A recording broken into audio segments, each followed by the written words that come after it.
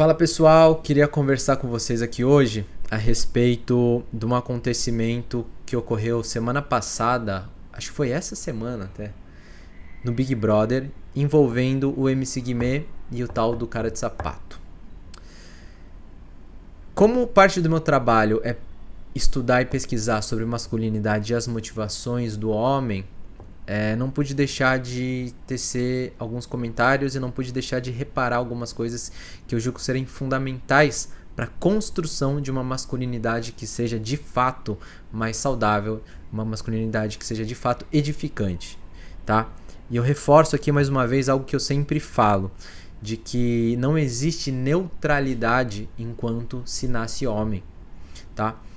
Quando você é homem, você naturalmente vai ser munido, vamos dizer assim, de uma força, munido de uma potência de ação no mundo, que isso nos impede de sermos neutros. Ou seja, ou a gente está edificando as coisas ao nosso redor, ou a gente está destruindo as coisas ao nosso redor. Não existe neutralidade, tá? Então essa é a primeira coisa que eu trago aqui. A segunda coisa que eu trago é: a crise que a gente vive em relação à masculinidade, no fim das contas, é uma crise moral, tá? Uma crise moral onde se esqueceu e se perdeu algumas ideias do que é ser homem, certo? E pra gente falar sobre isso, a gente vai ter que recorrer a algumas ideias mais tradicionais a respeito de masculinidade mesmo, ok? E não só de uma forma caricata, mas de uma forma real, tá? Bom, dito isso, dois pontos me chamaram a atenção nesse acontecimento. O primeiro ponto é a respeito do MC Guimê. O MC Guimê é um cara casado, é um cara bem sucedido, né, profissionalmente. Um cara rico, provavelmente, assim, multimilionário, muito provavelmente. E que, cara, na boa, não teria por que ele estar dentro do Big Brother, se a gente for pensar bem. Ele não precisa do dinheiro, ele não precisa de fama, ele não precisa, enfim, de badalação, até porque a badalação é onde o homem vai encontrar mulher, ele vai pegar a mulher, vamos colocar assim. Então não tem porquê. E o Big Brother, ele se trata meio que disso. Ele é uma casa onde você pode estar lá pelo dinheiro, você pode estar lá pela exposição, ou você pode estar lá pra pegar gente, né? E cara, um homem casado não é pra estar nesse lugar. Por quê? Porque ele tem responsabilidades diante da sua família. Eu vou usar outro exemplo, que é o exemplo do Pedro Scooby, acho que é esse o nome dele. Que também, cara, ele, né, a Luana Piovani, que é a ex-esposa dele, mãe dos filhos, ou do filho dele, ficou sabendo que ele participaria do programa por terceiros, assim, acho que ela viu em algum lugar. E, cara, ele é o pai das crianças, saca? Ele deveria entender que essa ação dele de ir pro Big Brother, de alguma forma, lesaria a outra pessoa que cuida das crianças, no caso, a ex-mulher. Então dá pra gente ver que essa crise moral da masculinidade, ela envolve as relações e ela envolve a família também. E quando a gente fala, né, eu digo eu e outras pessoas de um posicionamento um pouco mais conservador em relação à masculinidade, que o homem deve sim ocupar um lugar central na família, né, central no sentido de extrema importância, de extrema responsabilidade, isso é visto com maus olhos por uma determinada parcela dos homens. Como se isso fosse reforçar papéis de gênero, tá? E que isso de alguma forma seria opressor aos homens. Seria também uma manobra do patriarcado para ofender os homens, para colocá-los numa posição de submissão e limitasse a liberdade do homem. E como se isso fosse extremamente nocivo para a saúde do homem. Agora olha só, o homem, ele não tem uma ação neutra, e essa ação do homem, ela sempre está em relação à sua comunidade ao redor. E a comunidade mais próxima do homem é a sua família, né? São seus filhos e a sua esposa. Então, se a gente não se volta para um modelo de masculinidade que assume a família e o casamento enquanto dimensões e áreas vitais e fundamentais para a construção de si, a gente está sujeito a cenas como essa, por exemplo, ao desrespeito, ao abandono parental, à alienação parental, ao egoísmo masculino, a uma série de violências, uma série de abandonos, ok? Então é preciso olhar para isso com uma certa cautela e com um certo carinho, dando o grau de importância que a família e o casamento têm na vida do homem, não em relação a ele, mas em relação às suas esposas e em relação aos seus filhos.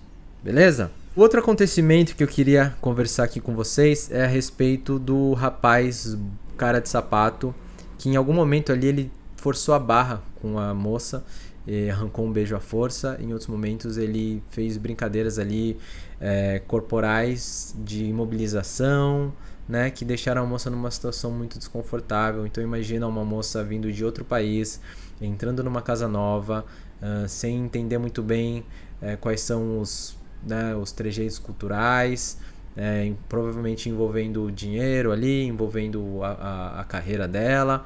Então imagina chegar e de cara ela ser colocada numa situação como essa. Imagina o quanto deva ser constrangedor e o quanto ela deva ficar muito bem, assim, sem saber muito bem como lidar com a situação. Afinal ela estava completamente sozinha ali.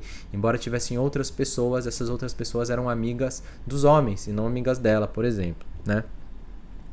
Então esse ponto aqui, ele me faz pensar sobre a força masculina e que, embora exista uma luta por igualdade entre homem e mulher, uma igualdade de salarial, uma igualdade profissional, igualdade de direitos, em última instância, essa igualdade é impossível justamente por não haver uma igualdade de força física entre homens e mulheres. Então, na dimensão corporal e física, o homem sempre vai estar em vantagem sobre a mulher. Um homem médio em comparação a uma mulher média, tá?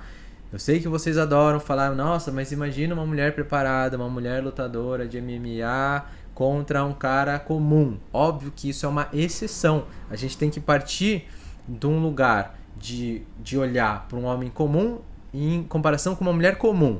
Uma mulher, mãe de família, que trabalha e cuida das crianças no fim do dia. Essa mulher, ela não tem um preparo marcial para poder lidar com situações de violência e situações de abuso, ok? Então, isso me faz reforçar mais uma vez a ideia de que os homens, os meninos particularmente, devem crescer em contato com a força física, em um contato integrado, para que se tenha dimensão do que essa força é capaz de provocar. Eu volto a reforçar que não existe neutralidade enquanto homem, justamente por causa desse impacto dessa força.